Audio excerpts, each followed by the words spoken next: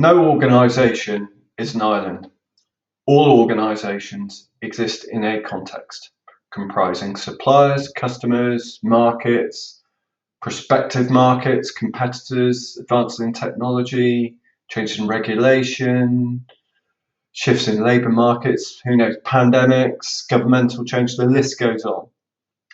That context is not just changing faster than it ever has, but is changing in ways that are more volatile and harder to predict than they ever have been before.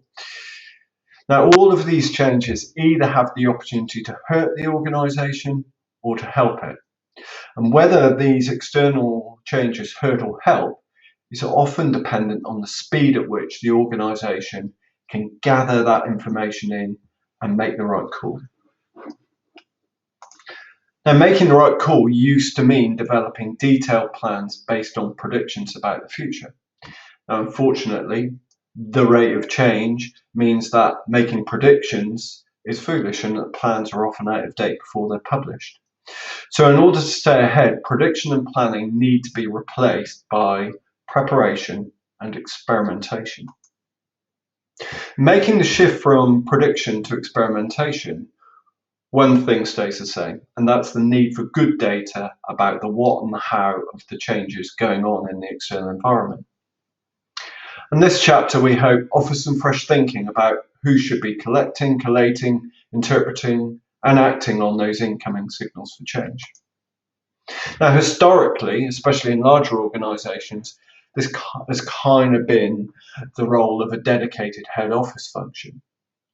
Now, the advantage to this approach is that these functions have great reach, i.e. there's a whole bunch of data out there and they're usually well resourced to get it.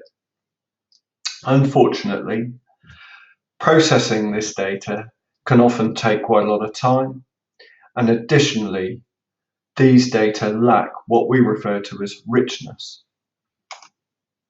Now, think for a minute about the people who operate at the edges of the organisation, interacting with the outside context every minute of their working lives, noticing signals in real time.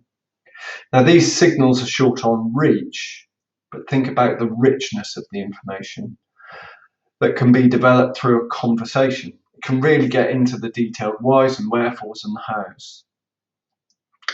Now, the problem with all of that rich information is it will only ever be accessed if the person in question is permitted to have those conversations in the first place and permitted to do something with it, whether that's relaying to another person in the organisation or acting upon it themselves.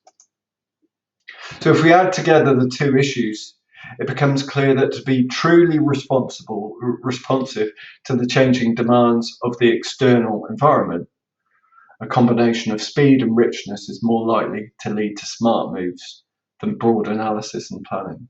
And that means operational people. Hence our assertion that operational people are the sensors at the periphery of the organisation.